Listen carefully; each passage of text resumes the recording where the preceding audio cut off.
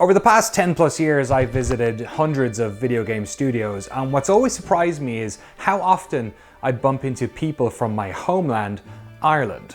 There has long been a tradition of craft and artistry in Ireland. The land of saints and scholars has produced numerous famous poets, writers, and musicians, and our recent Oscars form has been particularly enjoyable. In modern times, a lot of that craft has translated into achievements in biotech, medicine, engineering, and computer science. Yes, many international tech companies have called Ireland their tax haven for years, but homegrown companies like Stripe and Physics System Havoc have impacted their industries greatly. A country with a fascination for the outside world with long, cold winters, it's no surprise many artisans back home use the keyboard as their tool of choice. Today, millions of people around the globe will celebrate Ireland's patron saint, Patrick, and this is due to generations of Irish diaspora. The same diaspora I myself am part of, the same diaspora that leads me to running into Irish developers all around the world. Many developers leave Ireland because they have to. Traditionally, this is bound to the limited work opportunities on an island with such a modest modern population.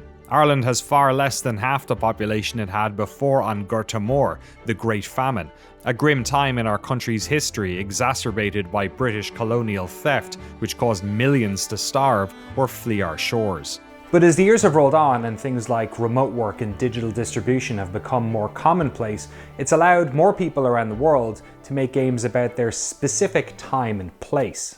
This week, the organisation representing many Irish developers, Immert, which is Irish for Play, is running a Steam festival celebrating many of these homegrown games. You can visit it now via the link on screen and in the description. It features released games, games for sale, and upcoming games created in Ireland. For instance, my favourite game of last year, and among the best games I've ever played, The Seance of Blake Manor, an outstanding detective mystery which weaves epochs of Irish history and myth into an emotional tapestry. Psychological horror Crowded followed, which is playable in both English and Oscuelga. Arcade racer Drive Rally, which wears its Codemaster's influence on its sleeve. Colourful action platformer Crab Champions. Dino farming sim Paleo Pines. Some classic Terry Kavanagh jaunts like Dicey Dungeons and VVVVV. The outstanding turn-based dungeon crawler Guild of Dungeoneering. And last year's Necrosoft release Demon School, which was programmed in Ireland. One of the devs is actually an old friend of mine. The games in this festival are wildly varied in gameplay and art style. Elu, a stop-motion puzzle game about a mechanical mouse. The dark and oppressive Eyes of Hellfire.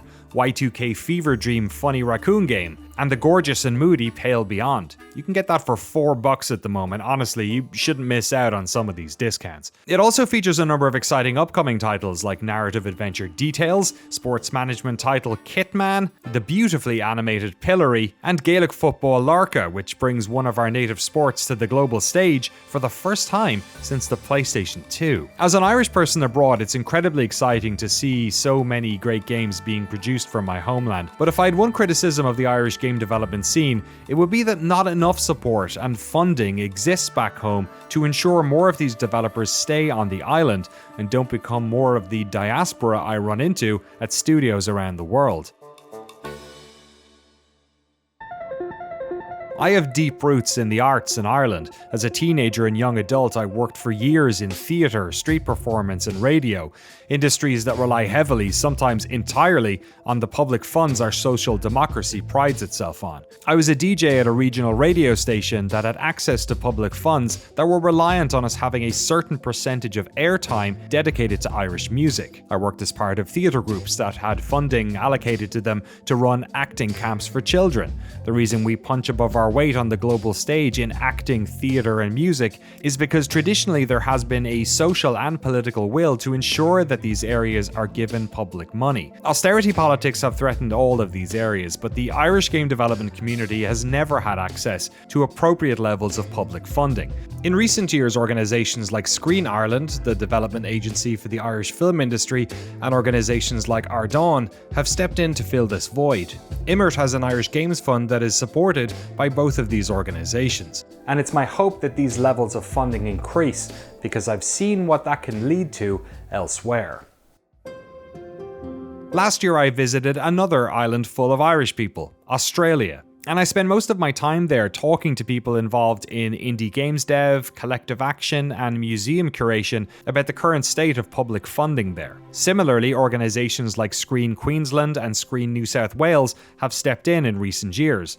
But what was interesting was how Vic Screen, responsible for the region of Victoria that encompasses the city of Melbourne, beat all of them to the punch by investing early in gaming projects. What this led to is many developers moving into the area of Victoria, and many more regional developers deciding not to leave. This then encouraged the other regional funds to step up their game. The end result has been countless success stories from across the territories. Games like Fruit Ninja, Crossy Road, Cult of the Lamb, The Forgotten City, Untitled Goose Game, The Artful Escape, and of course, Hollow Knight. Aussie studios have also been responsible for several successful Pokemon games and last year's terrific Lego Party. Last year at South by Southwest Sydney, I played the terrific Tavern Keeper, which came out last year, and upcoming bangers like Mixtape, Pro Jank Footy, and Samurai Unicorn, among many others. This has all led to the Aussie games industry being worth over $4 billion to the economy, supporting thousands of jobs, multiple large gaming events, and exporting their visions to a hungry global audience. Ireland and Australia are different countries, but they share a lot in terms of artistic passion, cultural diversity, and emigration. And given enough political and social will, I can't think of any reason why Ireland, with its current crop of talented, passionate, and ambitious developers, can't achieve the comparable levels of global notoriety that we enjoy across so many of the arts. Imagine if not only homegrown developers could plant roots in Ireland, but if our country's international game dev community finally had a pathway back home, let alone the opportunities it would provide for other voices to join our country's creative community. So to gamers from Ireland and gamers around the world, please check out Immort's Games from Ireland 2026 page and the wonderful games therein. And to those of you back home with the money or influence to kickstart a true game dev revolution, do so before this current moment is gone, before more developers choose or are forced to hop on a boat to find their dreams across the sea. Happy St. Patrick's Day to everyone back home in Ireland and to the many of us Irish all around the world. It's my hope that I bump into many more of you over the next decade, and hopefully a lot more of you back in the place we call home. Slán a bhaile, Macarja.